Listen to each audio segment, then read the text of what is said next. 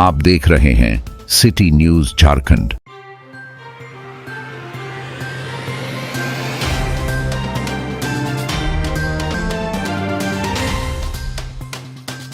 पलामू जिला मुख्यालय में आज विश्व हिंदू परिषद और बजरंग दल द्वारा एक दिवसीय धरना प्रदर्शन आयोजित किया गया।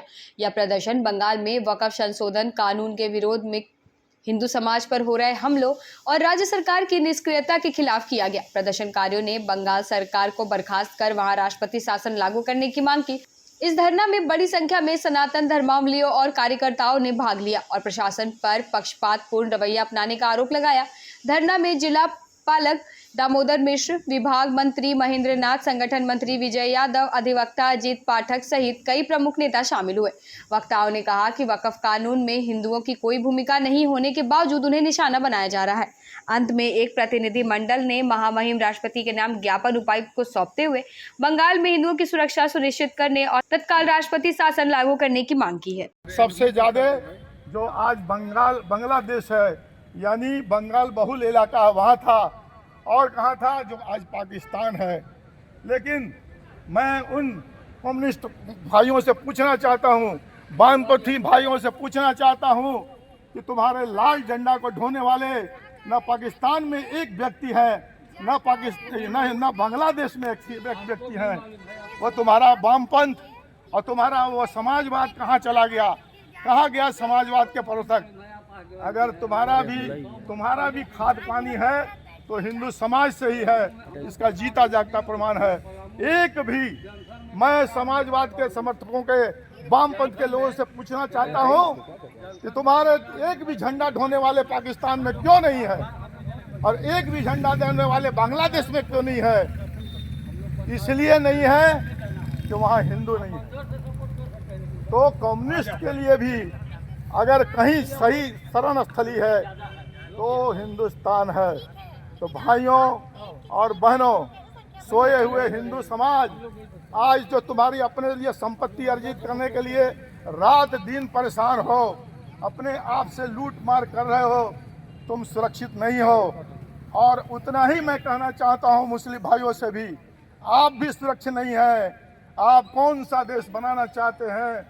क्या आप हिंदुस्तान जैसा देश बनाना चाहते हैं कि बांग्लादेश और पाकिस्तान जैसा मुस्लिम देश बनाना चाहते हैं? अपने बाल बच्चों को, अपने आने वाली पीढ़ियों को, मैं मुसलमानों को भी आमंत्रण करता हूं और समझाने का प्रयास करता हूं, तुम्हारा जो डीएनए है, तुम्हारा जो सही रूप में तुम हिंदू हो, तुम्हारे परिवार, तुम्हारे पूर्वज किसी रूप से धर्म को परिवर्तन कर दिए, लेकिन फिर भी हिंदू संस्कार आज भी उनके अंदर जीवित है।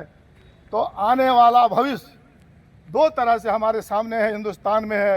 एक भविष्य है पाकिस्तान जैसा राष्ट्र का, एक भविष्य है हिंदुस्तान जैसा राष्ट्र का।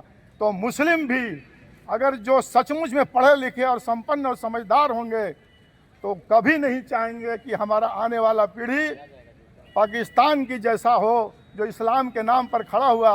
अब आज खाने का ठिकाना नहीं है, 250 रुपये से टमाटर बिक रहा है, 150 रुपये आलू बिक रहा है, अब 500 रुपये किलो आटा बिक रहा है, अनाज नहीं मिल रहा है।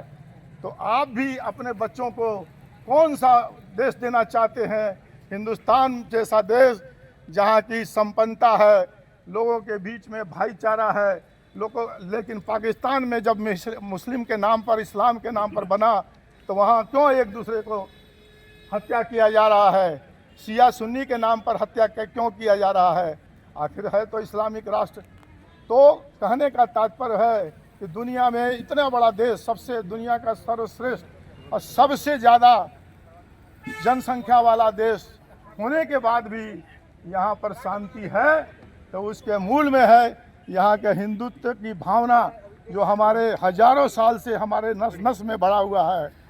और दूसरा पक्ष है इस्लाम के नाम पर बने हुए पाकिस्तान, जो जिस दिन से जन्म लिया उस दिन से अभाव और एक दूसरे का मारने काटने और आज भी लगातार चल रहा है, चाहे वो अफगानिस्तान हो, चाहे वो पाकिस्तान हो।